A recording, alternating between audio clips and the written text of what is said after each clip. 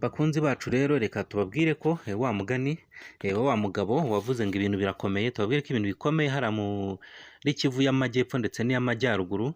Ibintu ntabwo byoroshye kabisa, hagati ya M23 ndetse na leta ya Congo FDLR, abarundi n'indi mitwe byose byateje ibiriya bibazo by'intambara bivugwa muri kariya karere, aho rero ubu ngubu FDLR irimo kwica iri kwica abayobozi, irabaziza iki? Reka tuze kubibagezaho ku buryo burambuye.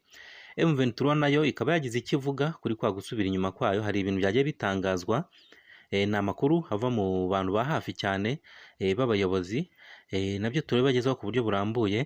Bisimwa nawe yagize icyo atangaza kuri Repubulika Iharanira Demokarasi ya Congo, bita ngo ni leta ya Kinshasa, aho bafitanye nabo bafite ibyo ari kwishinza, turibagezaho ku buryo burambuye. Naho tukaza kubabwira none yuko mu kibaya cya Ruzizi bitameze neza, naho hakomeje kwikusanyirizwa ingabo z'abarundi cyane. Turaza kubibagezaho nabyo ku buryo burambuye.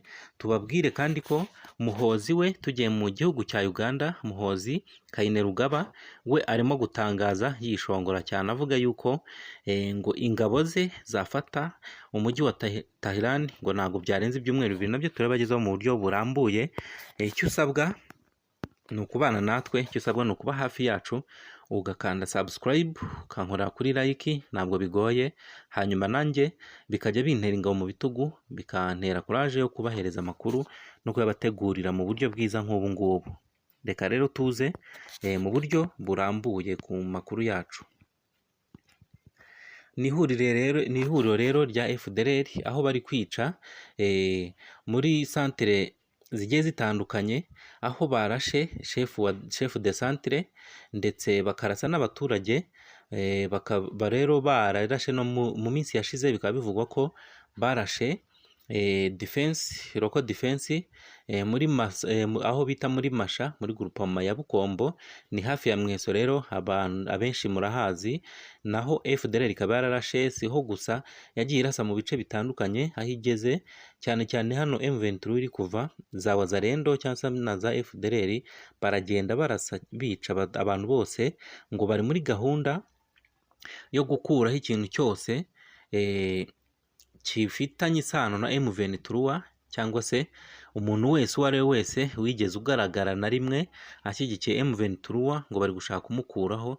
Kandi mu by'ukuri urebye ahantu hose M23 riri, abaturage bayikundaga, yaribanye nabo neza. Rero bishatse kuvuga ko bagiye kwica, kereka bishe ahantu hose M23 yanyuze bakagenda bica, kandi ntabwo byakunda, biragoye. Nk'ubu tuvugana aho bita muri Rwankuba, naho ngo bishe umunotable ndetse n'umugore we, ngo barabishe. Baragenda baraza bagashaka amakuru, bamenya yuko ukorana na M23 cyangwa se wigeze kuyishyigikiraho na rimwe, bagahita bagukomangira bakagusahura, nyuma bakanakwica bagasiga bakwishe. Nuko bimeze rero. M23 ahantu hose iri kurekura, hari gusigara imiborogo y'abaturage bababajwe cyangwa se barizwa n'aba Bazalendo barimo kubatera, ndetse na za FDLR zikabambura. Tukaba rero tugiye kubagezaho none indi nkuru iri kuvuga ko M23 yaba yagize icyo igenda itangaza. Hari amabanga amwe cyangwa se inkuru zimwe zagiye zijya hanze, zivuga neza ukuntu zivuga neza cyangwa se zisobanura neza impamvu M23 iri kugenda isubira inyuma. Kuko ubu uko biri gutangazwa, mu minsi yashize bari bamaze kurekura uduce 12, ariko ubu tuvugana bakaba bamaze kurekura uduce tugera muri 30. Bakaba ngo barimo kugenda basiga ibirometero 30 hagati yabo n'abanzi babo. Niba avuye Rubero, akava Rubero akajya mu birometero 3 uvuye Rubero, niba avuye Uvira nuko, niba avuye hariya muri Warikare naho bavuyeho ngo bagenda intero y'ibirometero 30. Gusa hakaba hari kwibazwa niba batazongera bakongeraho ibindi birometero, kuko ntiwamenya. Biri kuvugwa byinshi. Hari abavuga ngo bari kuvayo ku gitutu cy'amahanga yakomeje kubasaba kuva muri Congo. Abandi bakavuga yuko hari tekinike ya gisirikare, ngo baba bari gukora repli strategique basubira inyuma, ariko mu buryo bwo kwisuganya kugira ngo bagarukane imbaraga. Ni ibintu bitandukanye biri kugenda bivugwa. n'abasesenguzi bagiye batandukanye. Ibyagiye hanze rero hari kuvugwamo ko ngo ni umunyamakuru wasohoye inyandiko cyangwa se nari twabyita itangazo bivuga ni umunyamakuru wa hafi ya guverineri w'intara y'amajyaruguru ya Kivu y'amajyaruguru. Uyu munyamakuru rero akaba arimo kuvuga ko impamvu iri kuvayo ngo ibyo yagiye atangaza cyangwa se byagiye yumva, impamvu M23 igenda isubira inyuma ngo hariho guha amahirwe amahoro cyangwa se guha amahirwe ibiganiro by'amahoro byagiye ari amasezerano bagiye basinya y'amahoro, ndetse no kubaha inshingano bagiye bemeranya. Inshingano zose M23 bagiye yemeranya birimo nk'uko kuba yasubiramo inyuma, gutanga amahoro, gusa ngo ikaba yemeza ko nta gitutu kiriho, ibyo amahanga avuga itabyitayeho, abasaba gusubira inyuma atari byo iri kugenda, ahubwo irimo kugenda iha amahirwe amahoro muri kariya gace. Niba rero byaba ari byo, ntabwo ari M23 ubwo yabitangaje, gusa nyine uyu munyamakuru ajya yizerwa, ajya akunda gutanga inkuru zizewe kuko akorana hafi na guverineri wa Kivu y'amajyaruguru. Urabona umuntu nk'uriya aba afite abantu b'abanyamakuru be, niba agiye ahantu akagira abanyamakuru agendana nabo, ntabwo agendana n'ubonetse wese, agira abanyamakuru bari hafi ye ku buryo n'ibiro bye n'ibiro bye iyo bigize icyo bitangaza bibinyuza muri abo banyamakuru direct, natwe bikatugeraho, ariko byabanje guca ku bantu be ba hafi. Ubwo rero turaguma dutegereze M23 nigira itangazo isohora, turaza kuba twabibagezaho, ariko ibyamaze kugera hanze byamaze kumenyekana ni ibyo ngibyo, reka dutegereze turebe. Hanyuma twihuse turi kuyabagezaho ku buryo twihuse rero, Bertrand Bisimwa uyu nguyu akaba azwi nka perezida wa M23 cyangwa se umuyobozi wabo mukuru. Bertrand Bisimwa akaba ari gutangaza ko Kinshasa yakomeje kubatakambira ibasaba, ibinginga ngo bayihereze abasirikare bayo bafashe, ariko mu bigitangaje ni uko bari kuba basubiza ngo bakabanga. Leta ya Kinshasa yakomeje kwanga abasirikare, sinzi ibijyanye ikintu giturimo gutuma ikintu iri gushingiraho ibanga, gusa hari bimwe bya politike. Bashobora kwenda bati abo bari kutwoherezaho barabatoje, ni ba maneko babo, bashobora kuba babohereje kuza kuba bajya mu bindi bice M23 itari yageramo, bakaba bayifasha, bajya bayiha amakuru bagambana. Rero ntabwo ari byo wenda twahamya, gusa nyine mu busesenguzi bwanjye buke nanjye ndabona ariyo mpamvu yaba iri gutuma Kinshasa ibanga, kuko abasirikare bose M23 iri kugerageza guhereza Kinshasa irimo kubanga, ariko ntinasobanura impamvu iri kwanga abo basirikare. Ubwo rero nabyo ni ukubihanga amaso tugategereza tukaba ko Kinshasa hari itangazo izasohora risobanura impamvu irimo kwanga abo basirikare. Tubibutsa ko hari abasirikare bagiye bafatirwa mu bice bitandukanye ahantu M23 yagiye ifata, cyane cyane murabizi neza muri Goma hafatiwe abasirikare benshi basaga ibihumbi bingahe bitatu. Ni abasirikare benshi bafashwe, bamwe muri bo rero M23 iyo igerageje kubahereza Congo, nk'uko ihora yahoze itakamba ivuga ko M23 yijyanye abasirikare, Kinshasa irabanga, kwa Tshisekedi barabanga. Ntabwo bajya basobanura impamvu, ariko barabahereza bakabyanga. Rero bikaba ari byo Bertrand Bisimwa arimo kugenda asobanura, avuga yuko banze abasirikare M23 iri kubasubiza kandi ari ababo. Tunyarukira mu gihugu cya Uganda, Muhozi arimo kwishongora kuri Irani ku bijyanye n'iriya ntambara. Ni mu gihe Leta Zunze Ubumwe za Amerika ihanganye na Irani, ndetse iyo ntambara ikaba irimo na Isiraheli ku buryo bweruye.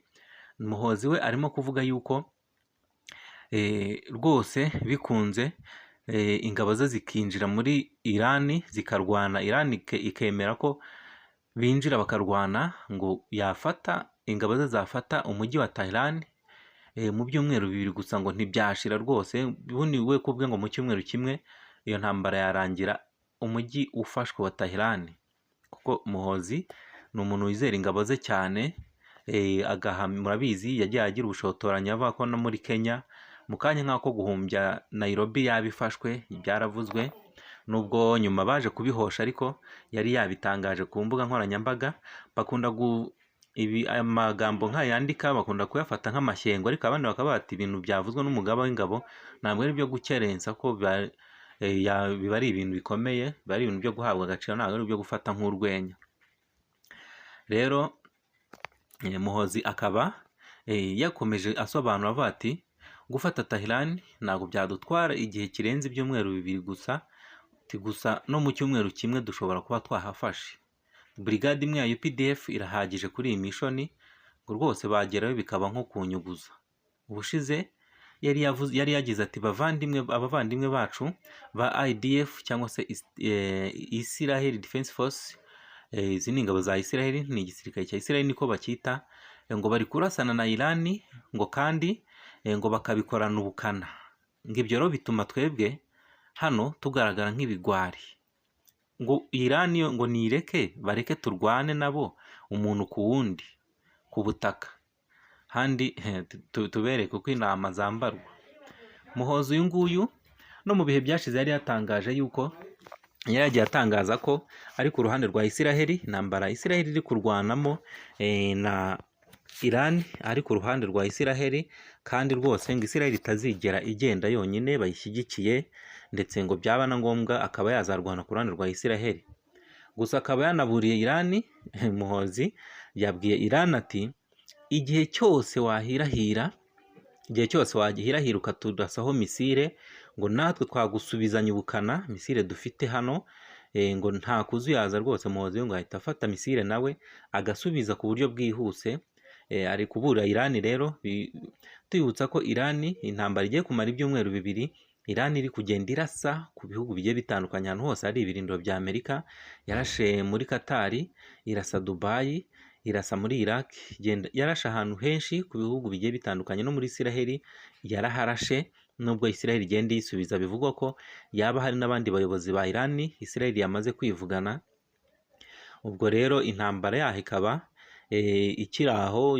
Trump we akaba yari yatangaje ko agiye kurasa ku nganda zabo zikora intwaro za kirimbuzi, ariko akaba yongeye akigizaho iminsi. Yari yavuze yongeye yigiza inyuma, avuga ikindi gihe avuga ko abaye abiretse. Ubwo rero ntabwo byoroshye, ni ukubitega amaso tukareba. Gusa Muhoozi we ari kwisabira ko bamufashije rwose akataka hariya iminsi mike cyane, ngo yaba yamaze kwigarura biriya bice. Reka tukomeze rero tubakurikirane iby'izi nkuru zigiye zitandukanye. Gusa nanone tutaribagirwa, hari inkuru iri kuvugwa mu kibaya cya Ruzizi, aho abasirikare ba Neva ngo bari kwikusanyirizwa cyane mu buryo bwo kwitegura intambara, banarinda Uvira. Bari kwitegurira kuntuza hafi n'umupaka wa Gatumba, niho ngo bari kwikusanyiriza. Nanone kandi hakaba hari drone ejo ikaba yarashe nanone mu Mikenke, ikaba yarashe abaturage cyane. Yabarashe rwose ni nk'uko bisanzwe, bamwe barahunga abandi barapfa, amatungo amazu arasenyuka, imyaka mu mirima irangirika, amatungo nayo arapfa. Nk'uko mwagiye mubibona, hari amashusho ku mbuga nkoranyambaga yagiye akwirakwira y'imirambo inka ziryamye zapfuye, ibintu bibabaje cyane. Hakaba hari izindi nkuru ziri kuvugwa, ivugwa ko ngo hari drone yari iri guhiga Sematama, ngo yamuhushije. Sematama rwose bamwe bari no gutangaza ko yaba yamaze kwitaba Imana, ariko drone abandi barimo guhamya. Hari abanyamakuru bacu bari hariya muri Kivu y'Amajyepfo bakomeje gutangaza bavuga yuko izi drone zitamuhamije, ngo yari drone kamikazi y'ubwiyahuzi, yarashe hafi y'ahantu yari ariko ntiyamuhamije, yarusimbutse. Ubwo rero turaguma tubakurikirana iby'izi nkuru, nitugira amakuru tubona yisumbuyeho turabagezaho ku buryo burambuye. Hanyuma tubasaba gukora subscribe, ibintu tuba dusabwa tuba tumaze kubikora, tubahaye amakuru. Hanyuma namwe rwose mujye mudufasha, mudukandire kuri subscribe, ntabwo bigoye. Udukandiye like byaba byiza, ntabwo bigoye, ni ukumanura urutoki ugakozaho gusa. Hanyuma inkuru zacu bidufasha natwe, biduha morali, kandi bigatuma inkuru zacu zigera kure. Iyo tubonye dukora inkuru nk'izi zigezweho mukatwereka ko mwazishimiye, bidutera ingabo mu bitugu, bigatuma natwe dukora cyane, turushaho no kunoza ibyo tubategurira